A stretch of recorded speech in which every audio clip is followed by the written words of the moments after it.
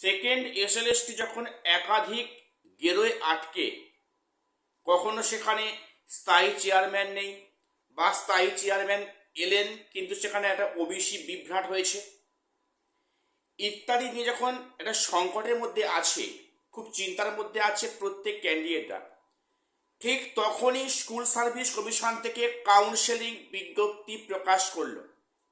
এটা কাদের জন্য কাউন্সেলিং, কি ক্ষেত্রে কাউন্সেলিং এবং কাউন্সেলিং কবে থেকে, আমি সে নিয়ে আলোচনা করব।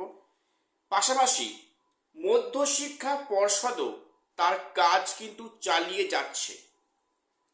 তাহলে কি এই সেকেন্ড এসএলএসটি কি সেখানে 17% রুলসটি কি ফলো করা হবে? আমি আজকে সেটা নিয়ে আলোচনা করছি। কাদের জন্য সেখানে মেডিকেল চেক আপের বিজ্ঞপ্তি দিয়েছে সেটা নিয়ে বলছি।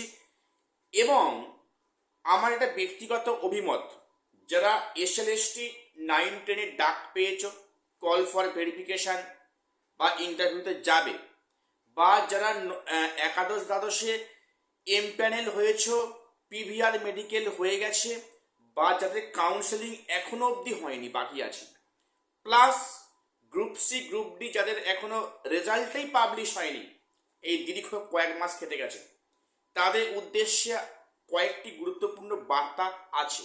এখন বাড়িতে বসে থাকার কিন্তু সময় একেবারেই নয়, সেটা নিয়ে আজকে বলবো।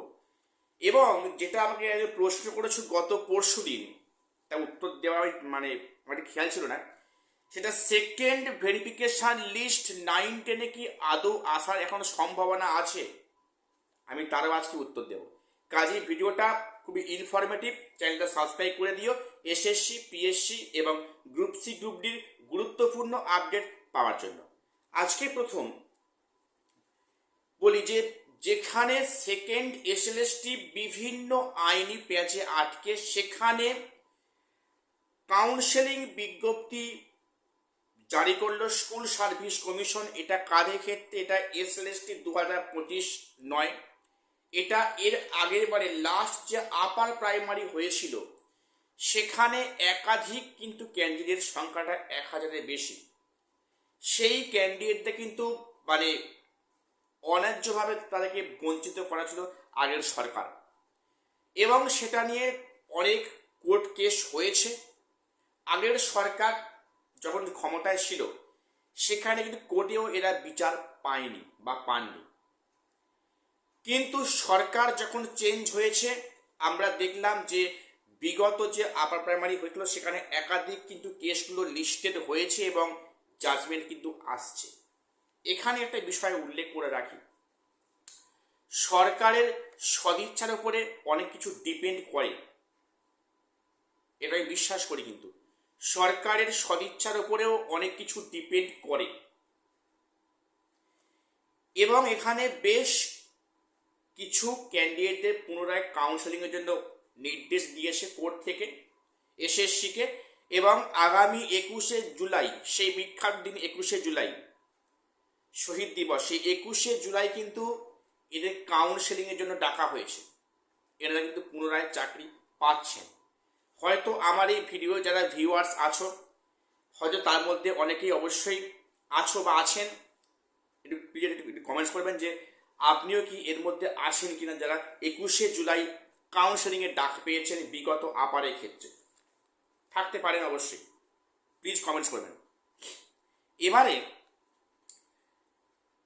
মধ্যশিক্ষা পর্ষদ থেকে কিন্তু নতুন করে মেডিকেল চেক আপের লিস্ট দিয়েছে Bankura Sammilani medical college, BS medical college থেকে। তোমরা প্রত্যেকের সাইটে ঘুরে দেখে নিও কাদের কাদের লিস্টে নাম আছে, কোন কোন টেস্ট করাতে হবে, কটার সময় যেতে হবে।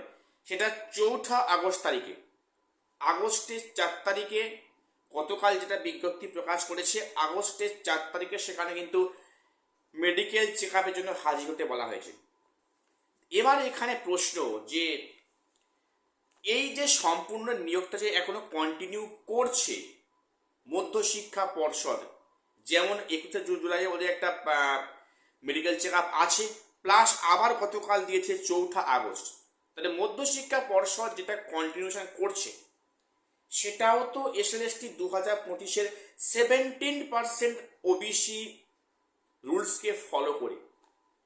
তাহলে সরকার যেখানে স্যাঙ্গুইন যারা 7%ই করবে চলতি নিয়োগের ক্ষেত্রে, তাহলে কেন এই প্রক্রিয়াগুলোকে পুনরায় শুরু করছেন?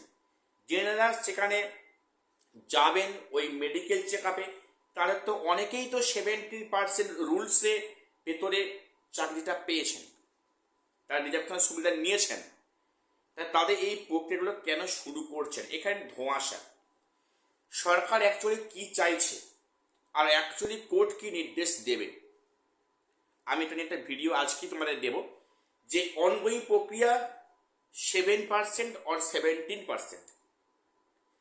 তো তাহলে সেখানে কেন মধ্যশিক্ষা পর্ষদ তাদের কাজগুলো আগাচ্ছে, যেখানে এখন সংকটের মধ্যে আছে যে অনগোয়িং প্রসেস 17 না 7%।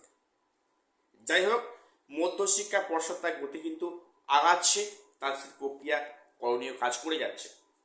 এইবারে যেটা বলি যে যারা এসএলএসটি 2025-এ 9-10-এর ভেরিফিকেশান করেছো, ইন্টারভিউ যাবে, বা যারা 11-12-এ এমপ্যানেল হয়েছো, কাউন্সেলিং হয়ে গেছে, তারা স্কুলে জয়েন করার অপেক্ষায় আছো, বা যারা এখনো কাউন্সেলিং করতে পারোনি, বা যারা ওয়েটিংয়ে আছো, plus SSC group C group D, তাদের কাছে রিকোয়েস্ট, প্লিজ তোমরা এখন এই মুহূর্তে একেবারে কিন্তু গৃহবন্দী হয়ে বসে থাকাটা মনে হয় ঠিক হচ্ছে না।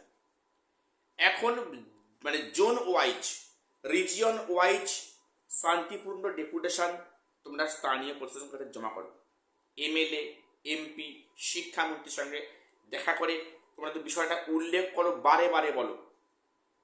বিশেষ করে গ্রুপ সি গ্রুপ ডি এখনো রেজাল্টটাই পাবলিশ করলো না, যোগ্যরা এখনো মানে চাকরিহীন হয়ে এমনটা তারা মাইনেও পাচ্ছে না, স্যালারিও পাচ্ছে না। এই বিষয়গুলো, বা যারা এখনো মানে আইনি প্যাচে আটকে আছো, কাউন্সেলিং করেছে এখনো স্কুলে জয়েন করতে পারছো না, ইত্যাদি নিয়ে কিন্তু তোমরা অবশ্যই শান্তিপূর্ণ উপায়ে তোমরা দেখা করো প্রশাসনিক দপ্তরে, কিংবা এমএলএ, এমপি, কিংবা সেখানে এসএসসির যিনি চেয়ারম্যান আছেন সেখানে তোমার ডেপুটেশন জমা করো। দেখো, একটা বিষয় বলে রাখি, যে কোনো কিন্তু সরকার তাদের কিন্তু বিষয়টা বোঝাতে হবে যে আমরা কতটাই মানে আকুল হয়ে আছি এই নিয়োগটা পাওয়ার জন্য। নিয়োগটা আমাদের এসেনশিয়াল, আমাদের দরকার, আমাদের জীবন নিয়ে চিনিমিনি খেলা হচ্ছে। এই বিষয়গুলো সরকারকে অবশ্যই ইনফর্ম বা পুনরায় বারংবার নক করা উচিত।